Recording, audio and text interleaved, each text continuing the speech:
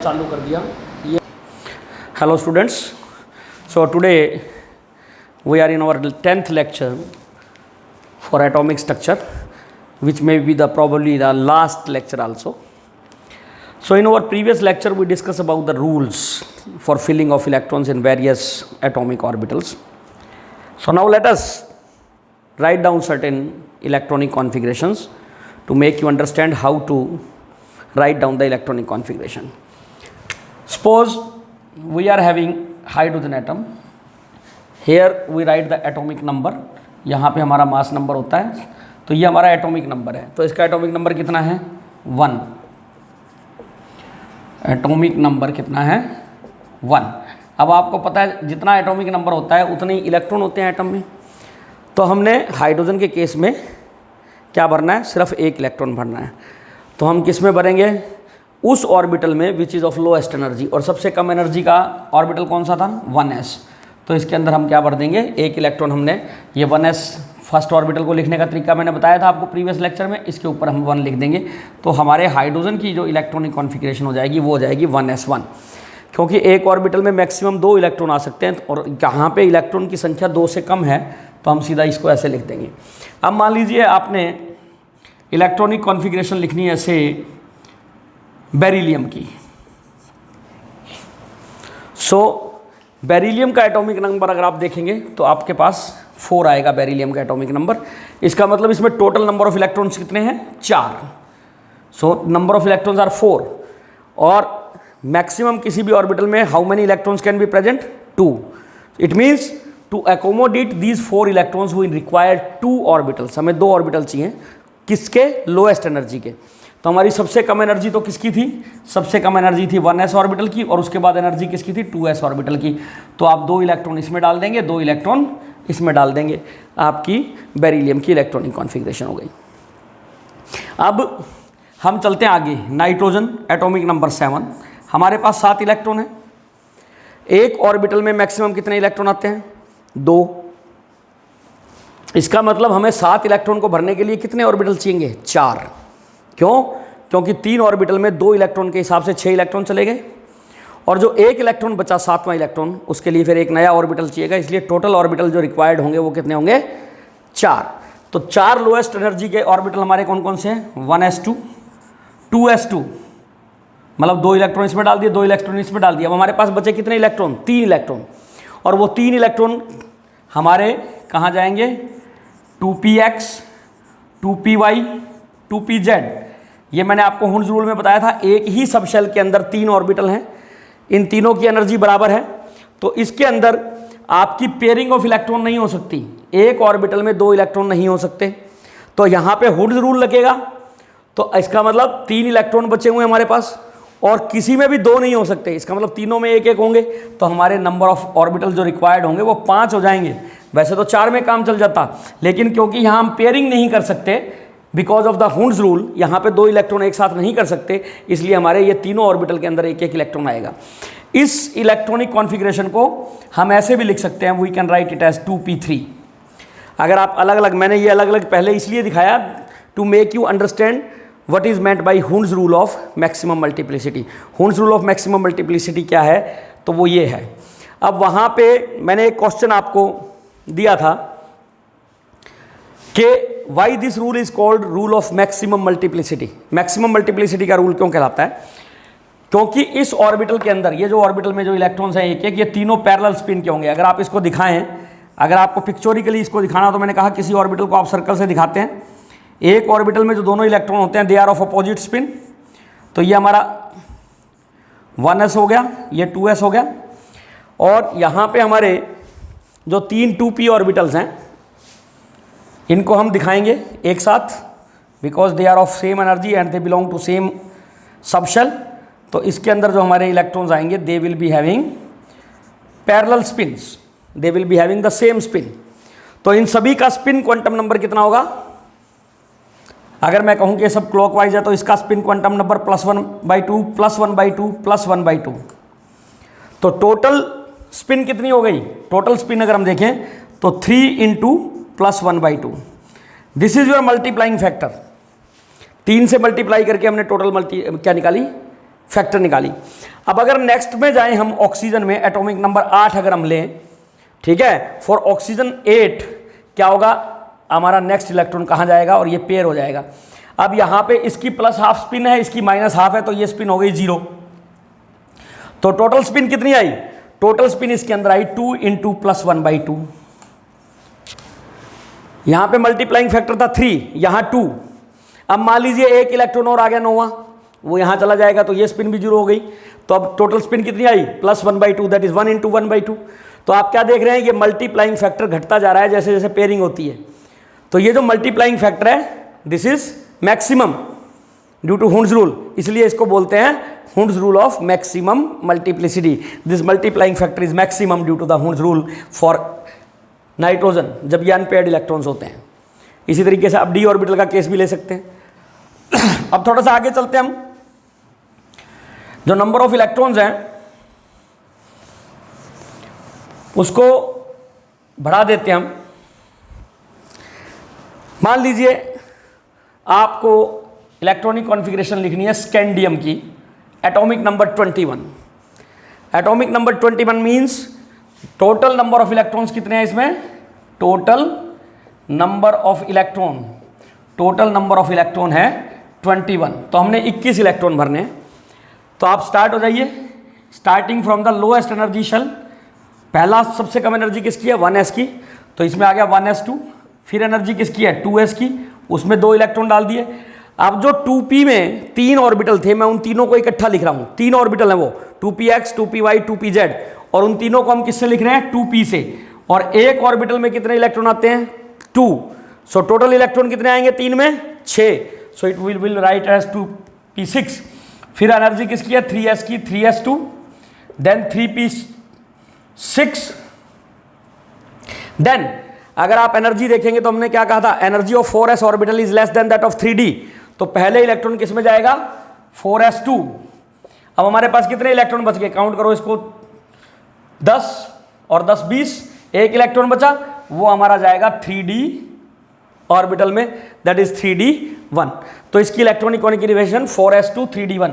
ये मैंने लिखी है in order of increasing energies, कि 4s की एनर्जी कम थी जब खाली था, तो इसमें इलेक्ट्रॉन चला गया, लेकिन जैसे ही इसमें इलेक्ट्रॉन गएगा और इसमें भी इलेक्ट्रॉन आ जाएगा, उसके बाद इनकी एनर्जी बदल जाती है, 3d की एनर्जी कम हो जाती है 4s से, if these are filled.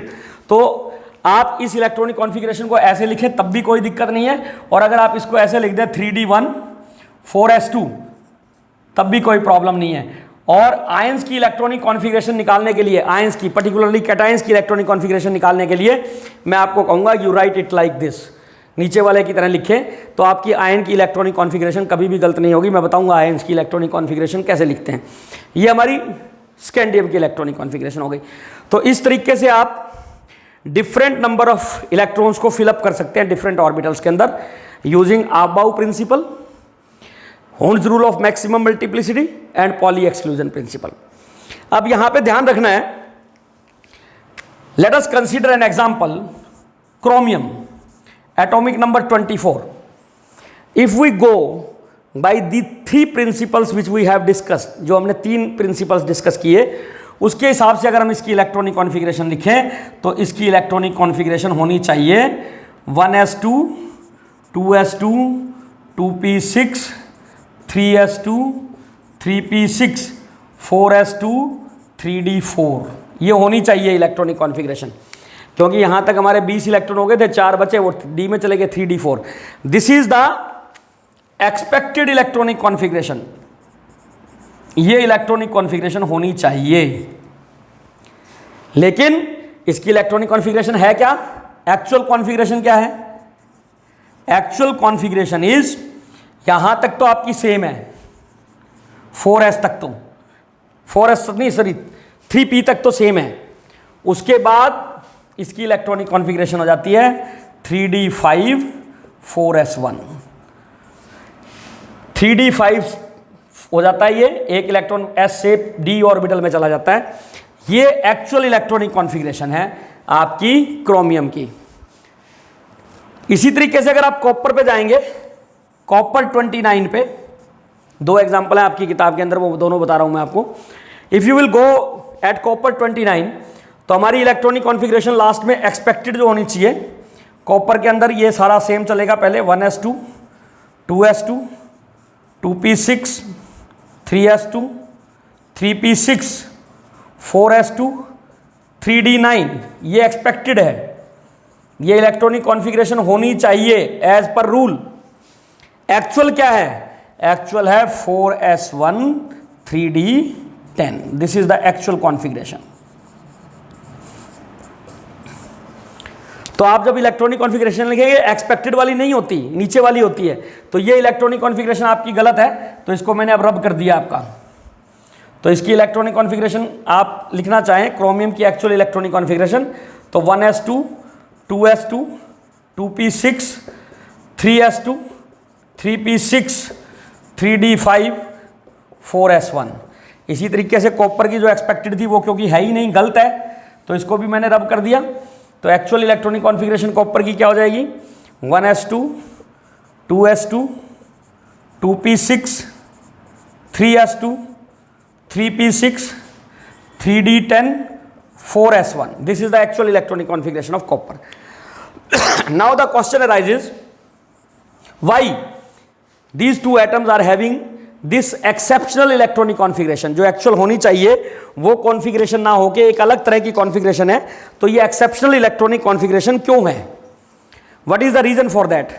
The reason for that is these electronic configurations are exceptionally stable. They are exceptionally stable, मतलब इनकी स्टेबिलिटी ज़्यादा होती है, एक्स्ट्रा स्टेबल है ये दोनों के दोनों। क्यों एक्स्ट्रा स्टेबल है वो हम बात करते हैं बाद में। तो ये दोनों क्योंकि जो इनकी एक्सपेक्टेड कॉन्फ़िगरेशन थी उससे ज़्यादा स्टेबल हैं ये दोनों configuration, that is why these two atoms acquire these two electronic configuration. Now let us come to the question, why these two electronic configurations are more stable. तो इसके दो रीजन हम देते हैं। First one is symmetrical nature. एक ये universal law है that symmetry leads to stability. जहां कहीं पे भी सिमेट्री है वो चीज़ ज़्यादा स्टेबल है। आप अपने आसपास नेचर में भी देखेंगे तो आपको जो है सिमेट्री मिलेगी। जैसे हमारे पास there are 7 musical notes, there are 7 oceans, ठीक है, कॉन्टिनेंट पे और सब कॉन्टिनेंट्स, इस तरीके से अगर आप काउंट करेंगे कोई भी सिमेट्रिकल चीज़ है वो सिमेट्री मिलेगी आपको। मैं एक और एग्जांपल दे देता हूँ। जैसे मान लीजिए अब ये 3D ऑर्बिटल थे, 3D ऑर्बिटल के अंदर 5 आपके ऑर्बिटल है 3D सबशेल में, 3D सबशेल में 5 ऑर्बिटल हैं, ये 5 है 3D और ये हमारा 4s। इसको आप एक बड़े सिंपल एग्जांपल से समझ सकते हैं आपकी डे टू डे लाइफ में। अगर आप आसपास देखें अपने किसी फैमिली में देयर आर 5 किड्स, 5 बच्चे हैं, ऑफ कोर्स बिलो से 5 ईयर्स, छोटे बच्चों की बात कर रहा हूँ मैं, बड़ों की बात नहीं कर रहा, ठीक है। और घर में कोई व्यक्ति आया, बाहर से कोई व्यक्ति आया और वो 4 टॉफी ले आया, उसके बाद क्या होगा? अगर 4 बच्चों को टॉफी मिल गई, एक को नहीं मिली, तो फिर उसके बाद घर की एनर्जी क्या होती है पता है ना? सो यू कैन जज by that, they will fight among themselves. अब मान लीजिए वो 5 टॉफी ले आया, सबको एक एक दे दी, मिल गई सबको एक एक टॉफी, सब संतुष्ट हो गए। अब यहां पे पांचों के पास एक एक इलेक्ट्रॉन है, so they all are satisfied, they are having the lowest energy.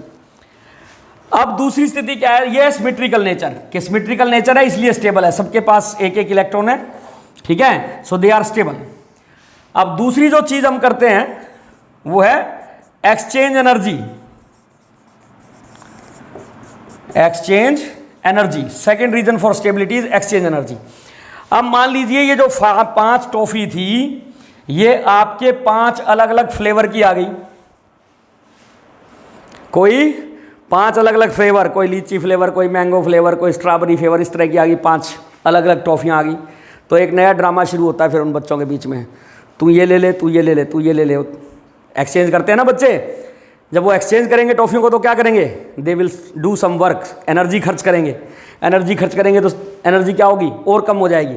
बिल्कुल इसी तरीके से इन ऑर्बिटल्स के अंदर भी ये जो इलेक्ट्रॉन्स हैं they keep on exchanging between themselves, आपस में बदलते रहते हैं। तो अगर ये 4 इलेक्ट्रॉन थे तो अगर हम नंबर ऑफ एक्सचेंज देखें, ये हमारा 3d4 कॉन्फ़िगरेशन है, 3d4 की बात कर रहा हूं। तो नंबर ऑफ एक्सचेंज देखें, पहले वाले ने चौथे वाले से एक्सचेंज किया, पहले ने तीसरे से, पहले ने दूसरे से, दूसरे ने तीसरे से, दूसरे ने चौथे से, और तीसरे ने चौथे से। कितने एक्सचेंज हुए, number of exchange, number of exchange are 6, number of exchanges they are 6। ठीक है, अब अगर यही एक्सचेंज 5 अगर ऑर्बिटल में एक एक इलेक्ट्रॉन होता,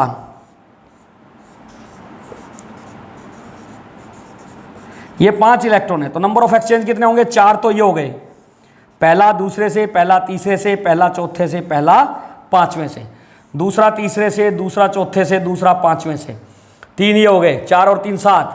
ठीक है, तीसरा चौथे से, तीसरा पांचवें से 9, और चौथा पांचवें से। टोटल नंबर ऑफ एक्सचेंज कितने हो गए, 10। So number of exchanges between the electrons they count down to 10. So more the number of exchange, more will be the energy, that is called exchange energy, and higher the exchange energy, lower is the energy of the system. उतनी ही energy system की कम हो जाएगी। और आपको पहले भी बताया गया है कि इस ब्रह्मांड में कोई भी ऐसी चीज़ which has lower energy that is more stable, वो ज़्यादा स्टेबल होती है। तो due to this exchange energy and the symmetrical nature, exactly half filled configuration, exactly half filled means कैसे, हमारे 3D में 5 ऑर्बिटल हैं, एक ऑर्बिटल में 2 इलेक्ट्रॉन आ सकते हैं, तो टोटल इलेक्ट्रॉन कितने आ सकते हैं, 10 इलेक्ट्रॉन आ सकते हैं। इस 10 का एग्जैक्ट हाफ कितना होता है, 5। तो ये 5 जो इलेक्ट्रॉन इसमें भरे हमने, this is exactly half of the total capacity of these orbitals. और एस के अंदर हमारे पास 2 इलेक्ट्रॉन आ सकते हैं, 2 का हाफ कितना हो गया, 1। तो this is called exactly half filled configuration. इसी तरीके से अगर मान लो एग्जैक्टली फुल फील्ड कॉन्फ़िगरेशन हो, 3D10, अगर ये 3D10 हो जाए तो ये सारे के सारे पूरे भरे हुए हैं, तो उसको हम कहते हैं कंप्लीटली फुलफिल्ड कॉन्फ़िगरेशन। ये दोनों ही कॉन्फ़िगरेशन जो है they are extra stable because of these reasons, and hence chromium and copper, and there are so many other exceptions also, but they are not, they all exceptions in the electronic configuration could not be explained by only these 2 factors. कुछ cases के अंदर ज़्यादा atomic number की electronic configuration हमारे syllabus में नहीं है, लगभग 30 तक आती है आपके लेवल पे, लेकिन अगर हम ज़्यादा जाएं तो नेक्स्ट ईयर पढ़ाएंगे +2 के अंदर, तो उसके अंदर फिर जो है इसके अलावा भी इलेक्ट्रॉनिक कॉन्फ़िगरेशन आती है, लेकिन उनको हम इससे एक्सप्लेन नहीं कर सकते, फिर उनकी एक्सप्लेनेशन अलग हैं। तो ये ध्यान रखना आपने, this is the reason for extra stability of exactly half filled और completely filled electronic configuration. I hope you have understood how to fill the electrons in various atomic orbitals and can write these electronic configurations easily. So try to write as many electronic configuration as possible from your book. Now we are left with one more topic in this, that is shapes of atomic orbitals. हम ज़्यादा detail में ना जाते हुए इसको brief discussion करेंगे, क्योंकि इसमें ब्रीफ डिस्कशन के लिखा हुआ है शेप्स ऑफ ऑर्बिटल्स।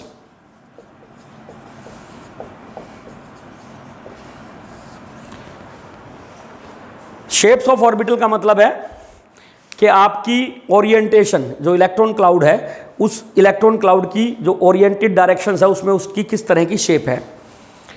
इसको समझने के लिए लेट अस अगेन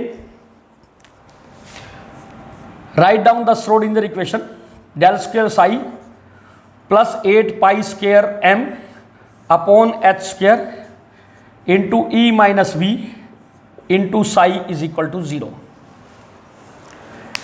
ये हमारी Schrodinger इक्वेशन है, डिफरेंशियल इक्वेशन है। This equation can not be solved in the present form, जिस फॉर्म में ये लिखी हुई है। मैंने कहा था ये जो डेल है आपका, that is a Laplacian operator, that is equal to del square by del X square plus del square by del Y square plus del square by del Z square. यहाँ पे एक्स वाई जेड आपके Cartesian coordinate हैं, Cartesian coordinate हैं। कहने का मतलब अगर हमारे पास 3 डायमेंशन में बात करें, कोई पॉइंट लें यहाँ पे और इसको कहें कि इसके कोऑर्डिनेट एक्स वाई और जेड हैं, तो ये हमारे कार्टीजियन कोऑर्डिनेट कहलाएंगे। अगर हम इसको कार्टीजियन कोऑर्डिनेट में सॉल्व करना चाहें तो then it is very difficult to solve this. तो हम पहले क्या करते हैं, इसको कन्वर्ट करते हैं पोलर कोऑर्डिनेट में। जैसे इसके कार्टीजियन कोऑर्डिनेट तो क्या हो गए, X Y Z. Polar coordinate क्या होंगे, ये हमारा ओरिजिन, यहाँ से जो डिस्टेंस है एक ये आर हो गया, ठीक है। उसके बाद एक एंगल, ठीक है, this is five. I am not going by the exact form क्योंकि आपके डिटेल में नहीं है। एक हम क्या करें, इसकी प्रोजेक्शन डालें एक्स वाई इस प्लेन में, इस प्लेन के अंदर क्या किया, प्रोजेक्शन।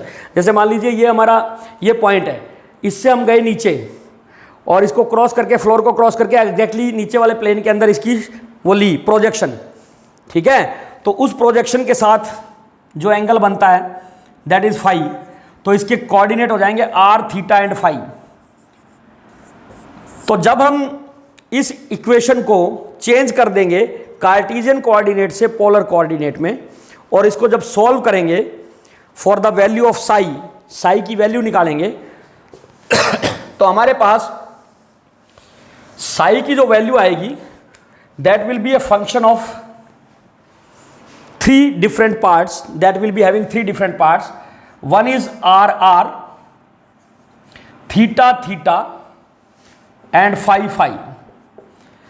ये जो चीज है this is called radial part, this is called radial part, और ये दोनों जो हैं they are called angular parts, they are called angular parts. ये मैं सिर्फ इसलिए लिख रहा हूँ, तुम्हारी किताब में हो सकता है ये भी ना दिया हो क्योंकि इसकी ज़्यादा डिटेल हमारे में नहीं है, लेकिन मैं आपको सिर्फ ये बताना चाह रहा हूँ कि हम जब शेप्स ड्रॉ करेंगे, डिफरेंट ग्राफ ड्रॉ करेंगे, तो आपको पता होना चाहिए कि वो ग्राफ वास्तव में क्या रिप्रेजेंट कर रहा है। ये जो हमारे साई की वैल्यू है ये डिस्टेंस फ्रॉम द न्यूक्लियस इस पे डिपेंड करती है और 2 एंगल्स पे डिपेंड करती है। तो ये जो आपका एंगुलर पार्ट है ये आपको ये बताता है कि न्यूक्लियस से एक पर्टिकुलर डायरेक्शन में, डायरेक्शन बदलोगे तो आप एंगल बदलेगा, तो एक पर्टिकुलर डायरेक्शन में what is the value of Sai, और ये आपको ये बताता है कि न्यूक्लियस से दूरी पे आपकी साई की वैल्यू किस तरीके से डिपेंड करती है। अगर हम इनकी वैल्यू को प्लॉट करें, जैसे आपकी ग्राफ में किताब दिए होंगे, ग्राफ बनाए होंगे, इधर ले रखे होंगे आर नॉट, इधर ले रखी होगी साई, ठीक है। जैसे फर्स्ट एस ऑर्बिटल के लिए अगर हम बनाएंगे तो ये कर्व ऐसा आएगा लगभग।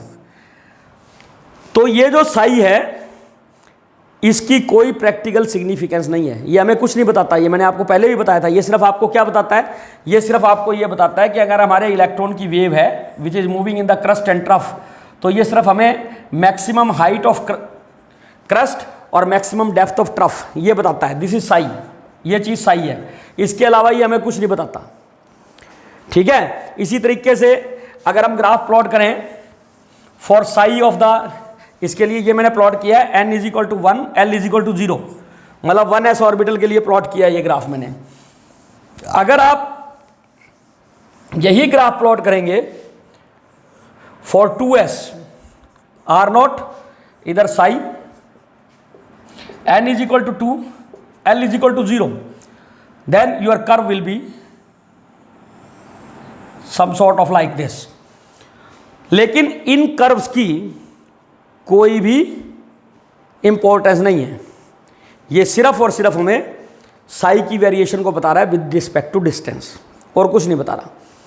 लेकिन जो हमारा साई स्क्वायर है, जैसा कि मैंने आपको पहले भी बताया था, square of this wave function psi that give us the probability of finding the electron. Psi square R, radial dependence की अगर हम बात करें, साई स्क्वायर आर की अगर हम ग्राफ प्लॉट करें with respect to distance, then they will be giving you the probability of finding the electron, but that probability as such can give you the idea what is the chances of finding the electron at a particular point from the nucleus, distance from the nucleus. लेकिन इसके अलावा हमारे पास एक चीज़ होती है जिसको हम बोलते हैं probability density. Probability density, this is the most important term, that is the probability density. Probability density हम क्या देखते हैं, ये हमारा न्यूक्लियस है। मान लीजिए हमने यहाँ पे at this point P probability of finding the electron निकालनी है वास्तव में कि प्रोबेबिलिटी क्या है। तो हम क्या करेंगे, ये डिस्टेंस है यहाँ से न्यूक्लियस से इस पॉइंट P का R। हम क्या करेंगे, एक स्मॉल वॉल्यूम एलिमेंट कंसीडर करेंगे, ये डिस्टेंस यहाँ से लेके यहाँ तक dr लेंगे। तो यहाँ पे ये हमारा एक स्मॉल वॉल्यूम एलिमेंट आ गया। क्या आ गया, ये स्मॉल वॉल्यूम एलिमेंट। आपको पता है V बराबर होता है किसी भी स्फीयर के लिए 4/3 पाई r क्यूब। अब अगर हम इसको डिफ्रेंशिएट कर दें विद रिस्पेक्ट टू r, तो dv अपॉन dr, 4/3 कांस्टेंट है, पाई कांस्टेंट है, बाहर आ जाएगा, into d/dr of r cube x की पावर n। इसका डिफरेंशियल क्या होता है, n x की पावर n माइनस 1। तो इसका डिफरेंशिएशन आ जाएगा 4/3 पाई इंटू 3r स्क्वायर। अब ये 3 से 3 कट गया, ये कितना आ गया 4 पाई r स्क्वायर। तो dv that will become equal to 4 pi r square dr। मैं इस dr को इधर ले गया। तो ये हमारा एक स्मॉल वॉल्यूम एलिमेंट है। ये जो वॉल्यूम एलिमेंट हमने कंसीडर किया, इसका वॉल्यूम है dv and that dv will be given by 4 pi r square into dr, where dr is a very small distance. जिस पॉइंट पे हमने निकालना है उससे हमने एक बहुत छोटा सा डिस्टेंस कंसीडर किया जिसको हमने dr से नोट किया है। अब इसको अगर हम मल्टीप्लाई कर दें साई स्क्वायर r से, तो 4 pi r square dr into Sai square r, ये जो term I, this is called your probability density. And this probability density give you the exact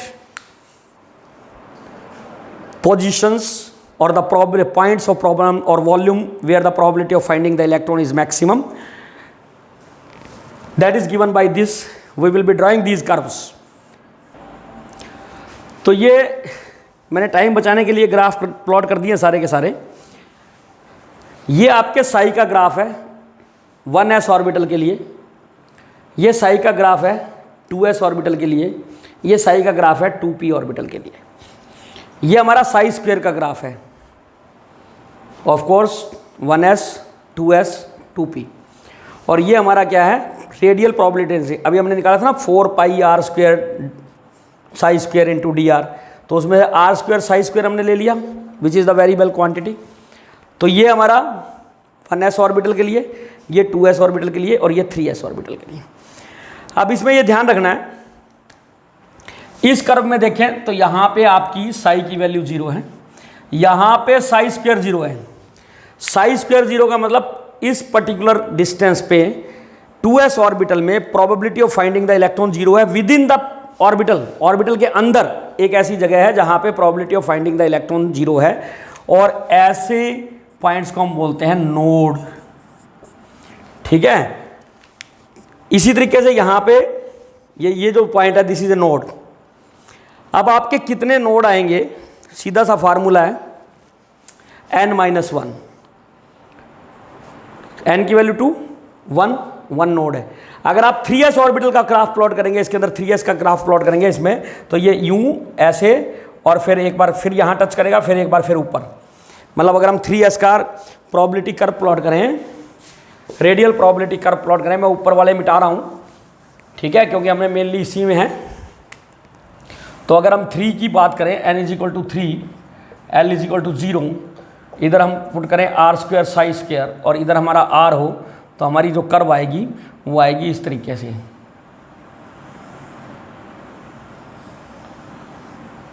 this is the curve for 3s, और ये 2 node है इसके अंदर। n की value 3 है, -1 that is 2। 2 node है हमारे पास। 2 तरह की नोड होती है हमारे पास, ये स्फीरिकल नोड्स हैं। ठीक है, टोटल नंबर ऑफ नोड्स निकाल ली हो हमने किसी भी ऑर्बिटल में, तो वो होती है n - l - 1। This is the number of nodes where n is the principal quantum number, l is the azimuthal quantum number and 1 is of course a number. तो ये हमारी रेडियल प्रोबेबिलिटी डिस्ट्रीब्यूशन कर्व है। इसमें एक चीज ध्यान रखनी है कि इसका डिस्टेंस, मैक्सिमम प्रोबेबिलिटी का जो डिस्टेंस है 2s का, ठीक है, उसके कंपैरिजन में 2p का जो ये मैक्सिमम प्रोबेबिलिटी का डिस्टेंस होता है, this distance of maximum probability for 2p that is smaller. ये ध्यान रखना आपने इसके अंदर। मैं अगर इन दोनों कर्व को एक दूसरे के ऊपर प्लॉट करता, इसको ऊपर प्लॉट करता, इसको नीचे प्लॉट करता, तो ये वाली लाइन इस वाली लाइन के इस साइड में लाई करती। ठीक है, अब आ जाइए शेप्स ऑफ ऑर्बिटल पे, कैसे डिस्कस करना है। शेप्स ऑफ ऑर्बिटल के लिए अगर हम बात करें क्वांटम नंबर के बेस पे, तो किसी भी एस ऑर्बिटल की शेप, एस ऑर्बिटल के लिए हमारे एल की वैल्यू क्या होती है? For S orbital L that is azimuthal quantum number is 0। It means it is having only one value for S orbital L is equal to 0, that is there is only one value, it means there is no orientation। आप किसी भी geometric figure को, 3D के geometric figure को किसी एक single quantity से, एक सिंगल पैरामीटर से एक्सप्लेन कर सकते हैं, तो वो है आपका स्फीयर। वो क्या है? आपका स्फीयर। तो क्योंकि यहाँ पे सिर्फ एक ही वैल्यू है, तो इसका मतलब हमारी हर डायरेक्शन में न्यूक्लियस के चारों तरफ probability of finding the electron same है।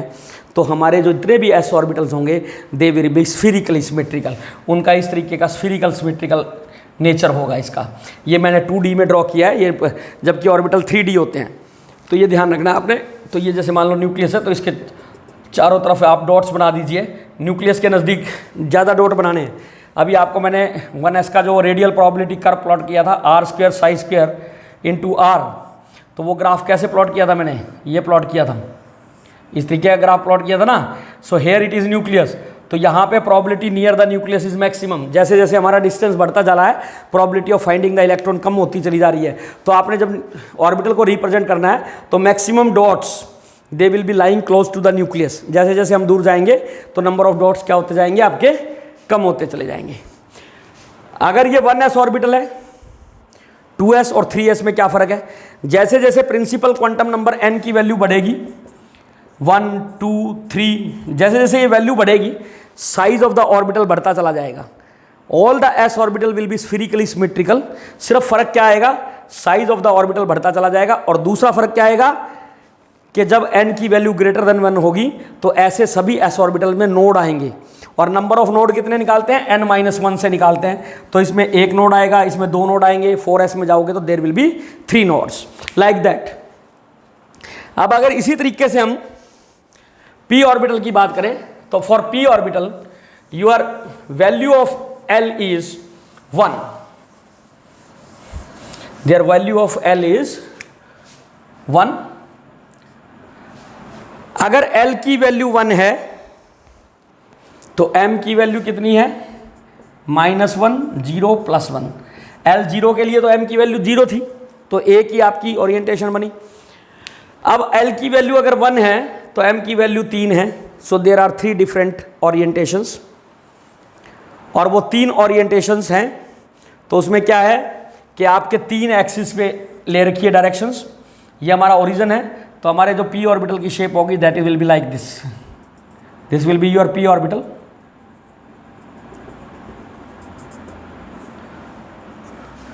और ये जो चीज़ है, ये ध्यान रखना है, यहाँ पे इन दोनों नोड्स के बीच में यहाँ पे न्यूक्लियस है। इलेक्ट्रॉन में न्यूक्लियस नहीं होता।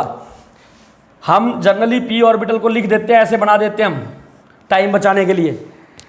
लेकिन ये ध्यान रखना है कि यहाँ पे probability of finding the electron 0 है। बेसिकली क्या होता है, इसके अंदर ऊपर की तरफ एक स्फीरिकल नोड है, वो स्फीयर है, और एक नीचे है। ये शेप है इसकी।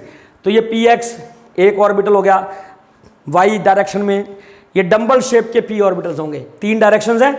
तो ये हमारा px ऑर्बिटल है। अगर ये x एक्सिस और ये y एक्सिस है, तो ये this is your px orbital. अगर ये y एक्सिस हो, ये x एक्सिस हो, तो ये हो जाएगा py ऑर्बिटल। अगर वो z एक्सिस हो, तो pz ऑर्बिटल। ये डबल शेप होंगे। इसी तरीके से जब l = 2 जाएंगे, तो देयर विल बी 5 ओरिएंटेशंस, 5 अलग अलग ओरिएंटेशन होंगी। तो वो 5 जो ऑर्बिटल होते हैं, वो होते हैं जैसे 3D xy, 3D yz, 3D zx, 3d(z², 3dx² minus y²। ये हमने 5 तरह के ऑर्बिटल्स हैं। ये जो 3 ऑर्बिटल है इनमें तो ये ध्यान रखना है आपने कि ये डबल शेप है 3D में, और इनके अंदर आपकी 4 लीफ होती है, मतलब 4 वो हैं, क्लोवर लीफ टाइप का स्ट्रक्चर होता है। ये लौंग का जो पौधा होता है उसका अगर आप पत्ता देखोगे तो उसका उस टाइप की शेप होती है इसकी, ठीक है, क्लोवर लीफ शेप है इसकी। 4 बनेंगे इस टाइप से इन तीनों के अंदर। इसके अंदर ये x और y प्लेन के बीच में है, ये x और y, तो ये 3dxy हो गया। अगर ये y और z प्लेन के बीच में होंगे तो 3dyz और 3dzx, और 3dz² क्या होगा, ये x एक्सिस ये z एक्सिस, तो हमारा ऑर्बिटल ये है, यहाँ पे एक लॉब x एक्सिस के along, this is your 3dz²। और 3dx² माइनस y² क्या होंगे, ये हमारा x एक्सिस दे y एक्सिस, और हमारे इसके अंदर भी 4 लॉब होंगे, 2 x एक्सिस में और 2 y एक्सिस में। This is your 3dx² minus y²। So these are the shapes of the various atomic orbitals. With this we finish up this chapter. हमारा ये चैप्टर खत्म है। So in the next lecture we will be starting with the next chapter. So thank you very much.